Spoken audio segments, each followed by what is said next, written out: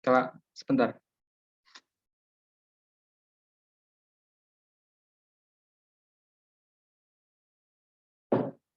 Oke, silakan.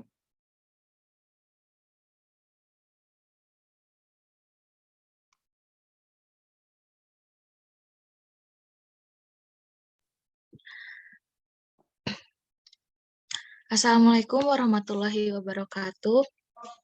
Waalaikumsalam warahmatullahi wabarakatuh. Assalamualaikum warahmatullahi wabarakatuh. Perkenalkan, nama saya Raden Anissa Maharani Putri selaku moderator dari kelompok 1 Interaksi Obat. Next. Di sini ada Febriani Nurlita Hendra, Muhammad Royhan Talistra, Nanda Kamila Sabrina, saya Sawi Sastri, Sri Devi Indianti, Mela Puspitasari, Marta Uli, Vika Jenika, dan yang terakhir ada Dila Kania. Di sini kami akan mempresentasikan mengenai perbandingan monoterapi dan kombinasi terapi sulfonilurea metformin terhadap pasien diabetes mellitus tipe 2. Baik, langsung saja untuk pemateri pertama kepada Saudari Mela. Untuk Baik, terima kasih. Pengertian diabetes mellitus didefinisikan sebagai suatu penyakit atau gangguan metabolisme kronis dengan multi-etiologi yang ditandai dengan tingginya kadar gula darah disertai dengan gangguan metabolisme karbohidrat, lipid, dan protein sebagai akibat insufiensi fungsi insulin. Insufiensi fungsi insulin dapat disebabkan oleh gangguan atau defisiensi produksi insulin oleh sel-sel beta, Langerhans, kelenjar pankreas, atau disebabkan oleh kurang responsinya sel-sel tubuh terhadap insulin. Terima kasih. Terima kasih kepada Saudari Mela. Pemateri selanjutnya kepada Dila Kania. Waktu dan tempat dipersilakan. Terima kasih kepada moderator. Selanjutnya, gejala penyakit diabetes mellitus. Diabetes seringkali muncul tanpa gejala. Namun demikian, ada beberapa gejala yang harus diwaspadai sebagai syarat kemungkinan diabetes. Gejala tipikal yang sering dirasakan penderita diabetes antara lain polidipsida atau sering haus, dan polifagia atau banyak makan atau mudah lapar. Selain itu ada juga poliuria, sering buang air kecil. Selain itu, sering pula muncul keluhan penglihatan kabur, koordinasi gerak anggota tubuh terganggu, kesemutan pada tangan atau kaki, timbul gatal-gatal yang sering kali sangat mengganggu dan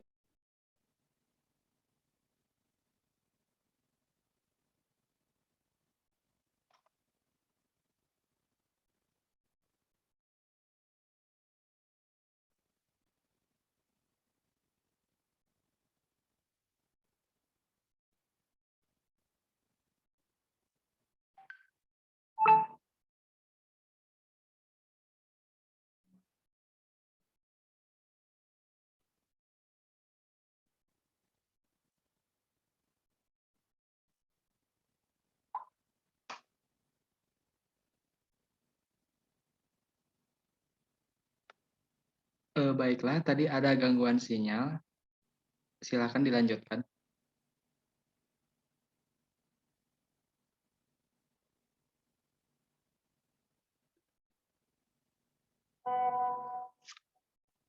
Kepada moderator. Baik, kepada pemateri selanjutnya, kepada Sri Devi, waktu dan tempat dipersilakan. Baik, yang selanjutnya ada tipe diabetes mellitus. Yang pertama, tipe 1, yaitu gejala klasik yang umum dikeluhkan adalah poliuria, polidipsia, polifagia, penurunan berat badan, cepat merasa lelah, fatigue, iritabilitas, dan pruritus. Gatal-gatal pada kulit. Tipe kedua yaitu gejala yang dikeluhkan umumnya hampir tidak ada.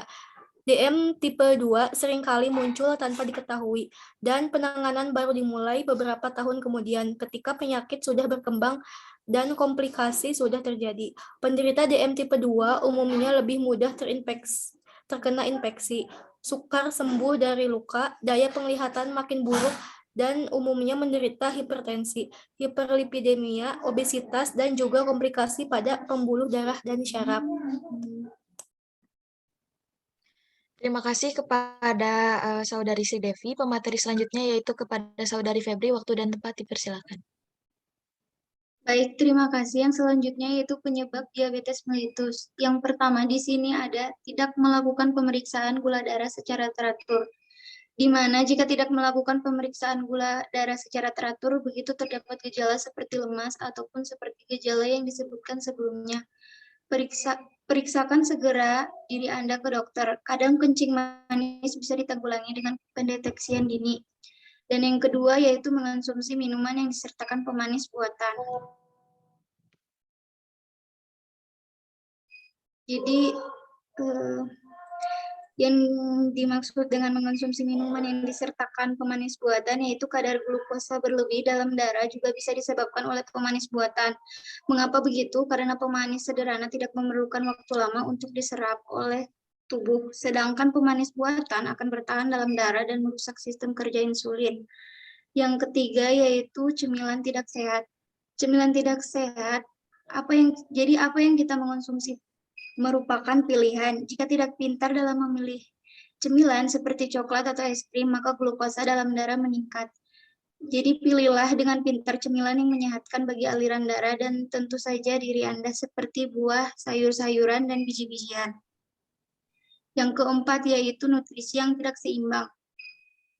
Nutrisi yang tidak seimbang biasanya disebabkan oleh pola makan seseorang yang tidak memiliki nutrisi seimbang cenderung meningkatkan gula darah. Menu makanan yang hanya didominan oleh karbohidrat, lemak, dan makanan berkolesterol membuat darah akan penuh dengan kolesterol. Lain halnya dengan serat dan sayur-sayuran yang membuat nutrisi terserap sempurna. Dan yang terakhir yaitu aktivitas fisik yang tidak seimbang. Di mana jika aktivitas fisik yang tidak seimbang ketika jam kerja selama 8 jam hanya didominasi oleh kegiatan duduk saja, maka otot tubuh kita tidak akan terlatih dengan baik. Terlebih lagi peredaran darah akan tersumbat karena darah tidak mengalir ketika kolesterol dan lemak jahat dalam darah tidak mengeluarkan melalui aktivitas fisik yang menghasilkan keringat. Terima kasih. Terima kasih kepada Saudari Febriani. Pemateri selanjutnya yaitu Saisa Wisastri. Waktu dan tempat dipersilakan. Terima kasih kepada moderator. Yang selanjutnya ada cara menentukan penyakit diabetes mellitus. Yang pertama ada GDS, yaitu tes gula darah yang dilakukan pada saat kapanpun walaupun sesudah makan. Hasilnya akan menggambarkan kadar gula darah jika hasil menunjukkan lebih dari 200 mg per dl atau 11,1 milimol per liter. Maka sudah pasti orang tersebut menderita gula darah. Yang kedua ada GDV. Biasanya tes GDP dilakukan dengan sengaja dan untuk mengetahui kadar gula dalam darah setelah 8 sampai 10 jam tidak makan. Terima kasih. Baik, terima kasih kepada Saisa Wisastri. Selanjutnya di sini kami akan membahas mengenai obat antidiabetik oral dan golongannya. Nah, obat antidiabetik merupakan obat yang dapat mengatasi penyakit diabetes dengan cara menurunkan kadar gula dalam darah. Golongan obat antidiabetes oral adalah sebagai berikut yang akan dipaparkan oleh teman-teman saya. Pemateri pertama yaitu kepada Saudari Indrianti. Waktu dan tempat dipersilakan. Terima kasih kepada moderator yang telah memberikan waktunya. Baik, yang selanjutnya yaitu golongan obat antidiabetes sulfonylurea. Mekanisme kerjanya dengan meningkatkan insulin atau zat penurun kadar gula darah, membantu pankreas untuk memproduksi insulin lebih banyak. Golongan obat sulfonylurea hanya diperuntukkan untuk pasien diabetes tipe 2. Orang dengan diabetes tipe 1 tidak menggunakan obat ini karena pada dasarnya tubuh mereka tidak memproduksi insulin sama sekali. Beberapa obat antidiabetes yang termasuk ke dalam golongan sulfonylurea antara lain yaitu chlorpropamid, glifizid, gliburid, glimepirid, gliclazid, bultomtamid, dan tolazamid. Yang selanjutnya yaitu golongan thiazolidinediones atau glitazone. Mekanisme kerjanya yaitu golongan obat ini bekerja dengan cara menurunkan jumlah glukosa yang diproduksi oleh hati. Obat ini juga meningkatkan kemampuan sel tubuh dalam merespons sistem imun. Insulin. Contoh obatnya yaitu loglitazone. Terima kasih. Terima kasih kepada Indrianti. Pemateri selanjutnya yaitu Marta Uli. Waktu dan tempat dipersilakan.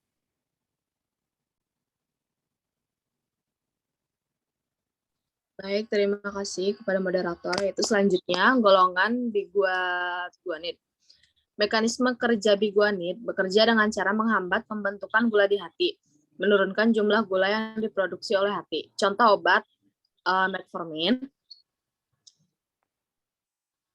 Yang keempat, golongan inhibitor alfa glukosiades.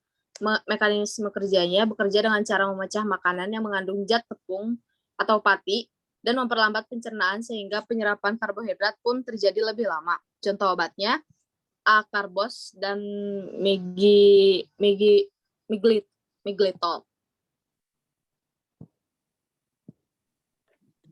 Terima kasih kepada Marta Uli. Pemateri selanjutnya yaitu kepada Saudari Vika Jenika. Waktu dan tempat dipersilakan. Terima kasih kepada moderator. Selanjutnya ada golongan obat incretin mimetik. Mekanisme kerjanya yaitu dengan merangsang sekresi atau pengeluaran hormon alami yang diproduksi oleh tubuh, yaitu incretin. Nah, itu sebabnya golongan obat ini disebut dengan golongan pengobatan incretin mimetik. Contoh obatnya ada albiglutid, dulaglutid, exenatid, liraglutid. Ada golongan SGLT2 inhibitor, mekanisme kerjanya bekerja dengan cara menghambat penyerapan kembali glukosa yang dilakukan oleh ginjal. Akibatnya glukosa akan dikeluarkan bersamaan dengan urin untuk menurunkan kadar gula darah. Beberapa obat yang masuk ke dalam golongan ini ada dapagliflozin, canagliflozin, dan epagliflozin.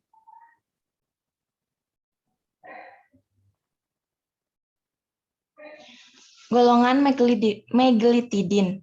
Mekanisme kerjanya membantu pankreas dalam tubuh untuk memproduksi insulin lebih banyak. Contoh obatnya repaglinid dan nateglinid.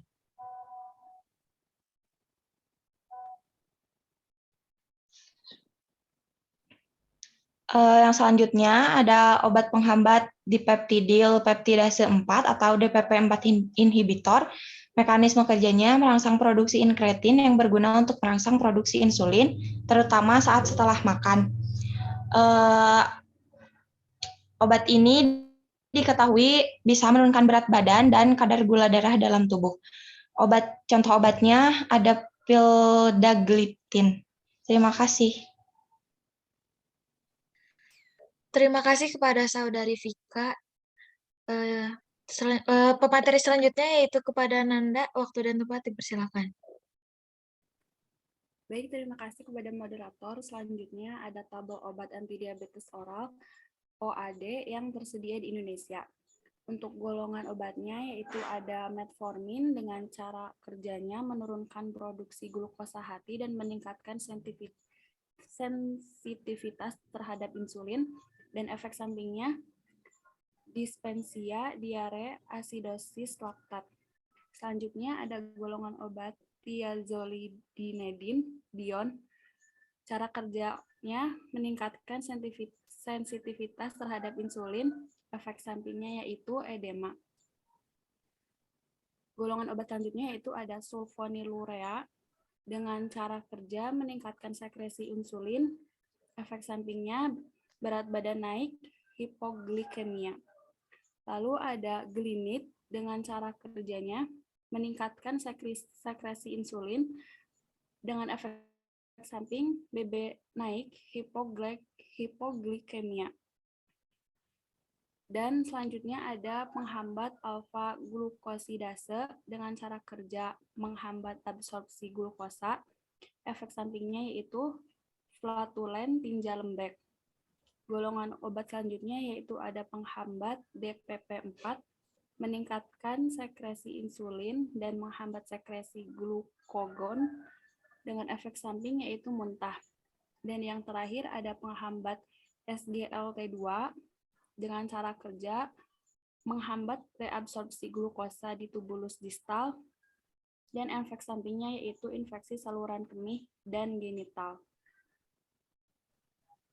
Terima kasih kepada Saudari Nanda. Pemateri yang terakhir kepada Saudara Royhan, waktu dan tempat dipersilahkan. Baiklah, terima kasih kepada moderator yang telah memberikan saya kesempatan.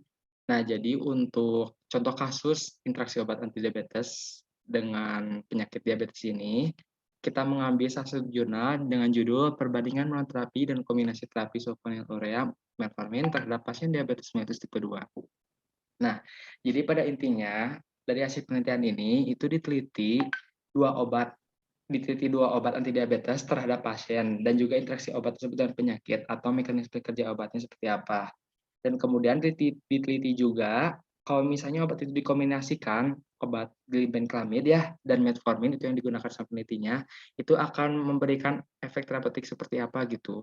Nah, jadi untuk pengobatan tunggal obat glibenclamid saja itu obat glibenclamid dari golongan sulfonylurea. Nah, interaksi obatnya tuh glibenclamid itu akan beraksi pada reseptor sulfonylurea berupa ATP dependent potassium channel yang menstimulasi depolarisasi dari sel B pankreas dan merangsang sekresi insulin via eksositosis.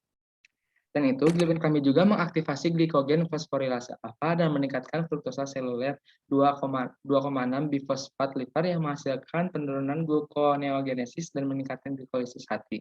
Hal inilah yang mengakibatkan efek hipoglikemia setelah mengonsumsi glibenclamid.